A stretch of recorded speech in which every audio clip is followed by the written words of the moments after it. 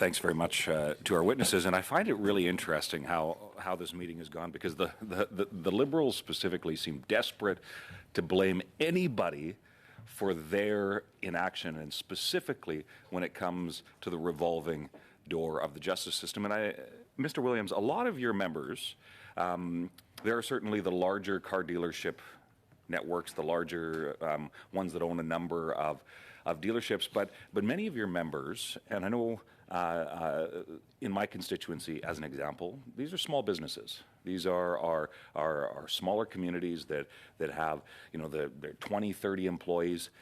Can you share what you're hearing from your members about some of the ways that they're practically trying to fill in the gaps that are being created by the revolving door of the justice system to combat the explosion in the rate of stolen vehicles in this country?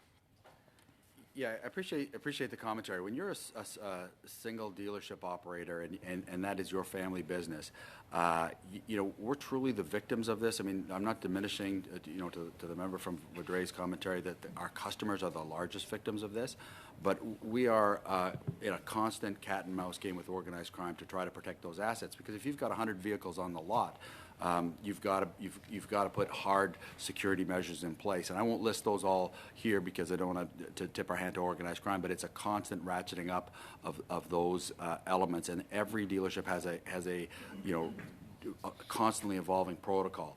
What's new in the last 5 years, I think, is that dealerships have had to reach out to former law enforcement, security officials to have them, on paid retainers to help them to harden their assets, protect their employees going forward. And we've seen everything from, the thefts at night as well, where they come in and remove physical barriers and flatbed vehicles out of there, to knocking right into the showroom walls. Can I ask, but it may seem like a fairly straightforward question, but is there costs associated with those measures? The costs are enormous, of course, with respect to that. But it's also the cost and increasing pressure from insurers, because if you're constantly a victim, just as the average member of the public is constantly a victim of this, there's pressure on the insurance cost as well. So these small business owners, in many cases, certainly the car dealerships that I represent, they're paying the costs. Those are being passed on to consumers. Everybody, whether it's dealerships, whether it's individuals, are paying higher costs. So would it to you make sense, especially for these repeat offenders? And I know I recently heard a statistic where in Alberta, a very small, several hundred individuals were responsible for thousands of crimes, resulting in tens of thousands of hours of police time being taken to put resources into, in some cases, having to rearrest the same person time and time again for things like auto theft and some of the associated criminal activity. Would it make sense to you that if somebody seems intent on continually breaking the law, if that person was to face appropriate penalty for their crime, would that assist in helping make sure that vehicles are no longer stolen?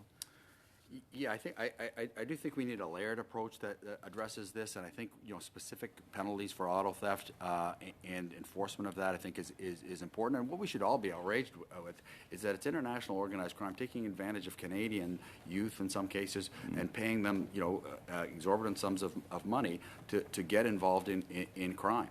That's the tragedy underlining this is that it's large international groups taking advantage of Canadians, paying them, incentivizing them to become part of these organized crime rings. Yeah. Please. Hop on that. Sure. Toronto Police announced a bust last year where they arrested hundreds of people. And when questioned about it, were you arresting the people on the street or the higher levels of the crime group, I think it was the chief said, we are not getting the head of the snake. And this is really the key. We can take our criminal justice system. Are we going to put kids in jail for 3 years? Or are we going to try and get the head of organized crime? There was a report from a couple of years ago that 86% of money laundering cases never go to trial in Canada. Wow. That's a horrible number. We have a Proceeds of Crime Money Laundering Terrorist Financing Act, but it's hardly ever used. And the reason being... I am out of time, but maybe I'd just conclude by saying that instead of sending letters, maybe we need real action.